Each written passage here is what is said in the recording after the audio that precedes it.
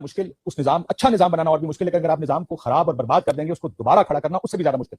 और हम उस निज़ाम को आप खराब कर रहे हैं। इस मुल्क में पार्लियामेंट रात को 12 बजे बगैर देखे आइन की तरमीम कर देती है। सुप्रीम कोर्ट में जो हालात हैं वो देखें आप, बाहर से लाके हाई कोर्ट्स में चीफ जस्टिस लगा दिए गए हैं। अब ये इदारे हैं पाकिस्तान के।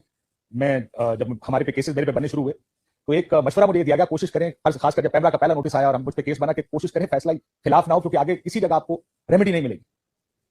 लेकिन हमारे मुल्क में इस वक्त जमहूरियत से ज्यादा एक जमहूरियत की जो हालत है, ज्यादा अगर कहें कि मिनी मार्शल लॉ नुमा निजाम है तो शायद गलत नहीं होगा।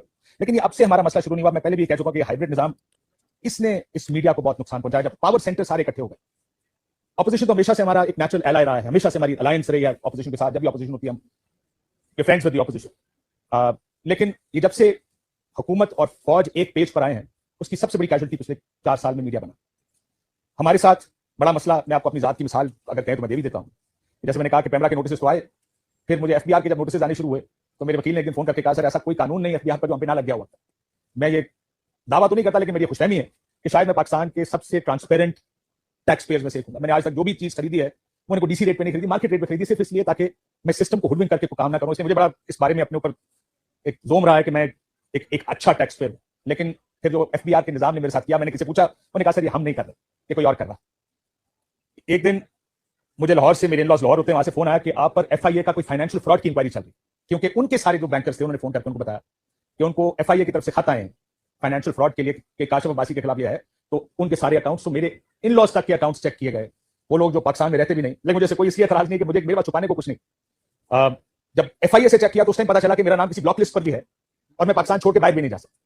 जब मैंने इसके बारे में एक ट्वीट की तो मुझे 10 फोन और दोस्तों की तरफ से आ गए जो हमारे साथी दोस्त हैं, कहते हैं कि जॉइन द क्लब, हम भी पाकिस्तान से बाहर नहीं जा सकते।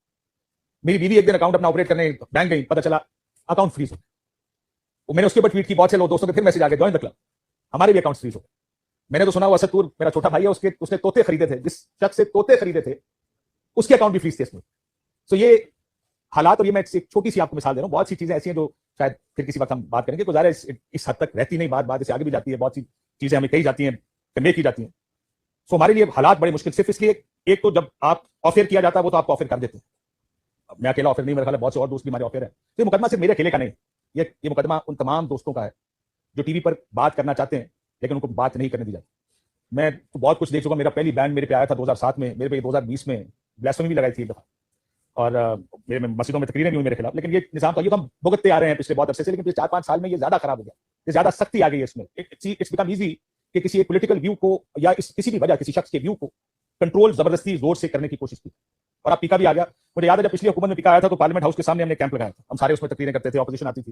लेकिन इस बार पीका लगा, इस दफा हम किसी जगह ना कैंप लगा रहे हैं, ना सहाफी इकट्ठे होकर किसी चीज के खिलाफ अपनी चीज के लिए एहतजाज कर रहे हैं, लेकिन लेबलिंग हम सारे कर देते हैं। जो शख्स कहता है कि इलेक्शन में धांधली हुई तो उसको कहा जाता है कि आप इसलिए करें क्योंकि आप एक खसूसी जमात के की वजह से ये काम करें। हालांकि 2018 के इलेक्शन में मुझे याद है मेरी यही बहस उस वक्त के फौजियों से भी हुई थी, जब मैं कहता था कि प्री पोल तो हुई है, तो जब वो कहते थे कि आप कैसे ये टीवी पर बैठ के कह सकते हैं। लेकिन मसला यहाँ पर यह कि आप उसकी सजाएं देनी शुरू करें पहले भी, लेकिन पिछले 4-5 साल में जैसे मैंने कहा कि ये बहुत ज्यादा बढ़ना शुरू हो गया। एफआईए के मुकदमे, मुझे नहीं पता, नैब जाऊंगा तो शायद नैब का भी कोई मुकदमा बनाओ, एफबीआर, पैमरा, कोई चीज इन्होंने छोड़ी नहीं कि जिसका सामना हमें ना करना पड़ा हो। मेरी 2-3 महीने में थोड़ा सा सुकून है। 25 साल मैंने जर्नलिज्म किया है, मैंने इतने सख्त हालात मेरा ख्याल है जर्नलिस्ट के लिए। खैर मैं जब बात करता हूँ दोस्तों से कि यार ये भी हुआ है, वो कहते हैं हमारे साथ पिछले दौर में ये हुआ था। अगर कहें कि ये धमकी आई थी, कहते हैं हमें भी ये धमकी आई थी। तो ये पिछले कुछ अर्से में तो कुछ ज्यादा ये काम बढ़ गया है। मतीउल्लाह जान मेरा भाई बैठा है यहाँ पे, आपको फुटेजेस तो याद होंगी जब इसको उठाने की कोशिश की गई थी। ये सब अब एक रूटीन बनती जा रही है। मैं उन लोगों को, अपने दोस्तों को जो टीवी पर बैठ के आज प्रोग्राम कर रहे हैं, दाद देता हूँ कि वो प्रोग्राम कर, जिस माहौल में वो प्रोग्राम कर। मैं बहुत से दोस्तों से, हम तो मेरे भाई हैं सारे, मैं उनसे मिलता हूँ, वो कहते हैं यार पिछले हफ्ते हम पॉलिटिक्स पे बात नहीं कर सके क्योंकि वो प्रेशर बहुत था। तो किसी ने स्पोर्ट्स पे बात कर ली, किसी ने फॉरेन अफेयर्स, और ये जब फॉरेन इशूज आते हैं तो शुक्र करते हैं कि कोई फॉरेन इशूज आए, क्योंकि वो पॉलिटिक्स पर बात करना इस मुल्क में इतना मुश्किल हो गया कि जो लोग बात कर रहे हैं, मैं इन ऑल ऑनेस्टी मैं उनको दाद देता हूँ कि शायद ऑफ एयर होना ज्यादा आसान है, ऑन एयर होना ज्यादा मुश्किल। बहुत से लोग जब ये अपनी फ्रस्ट्रेशन हम सारे बैठते हैं, वो फ्रस्ट्रेशन में रोज कि किस तरह लोग, हमारे दोस्त साफी फ्रस्ट्रेटेड हैं इस टाइम कि किस हद तक पाबंदी है, कि किस हद तक जाके कहा जाता है कि ये नहीं चलेगा, ये नहीं चलेगा, ये गेस्ट नहीं आएगा। जिस दिन रात को किसी कोई गेस्ट आए, एक मैसेज आता है कि ये गेस्ट टीवी पर नहीं आए।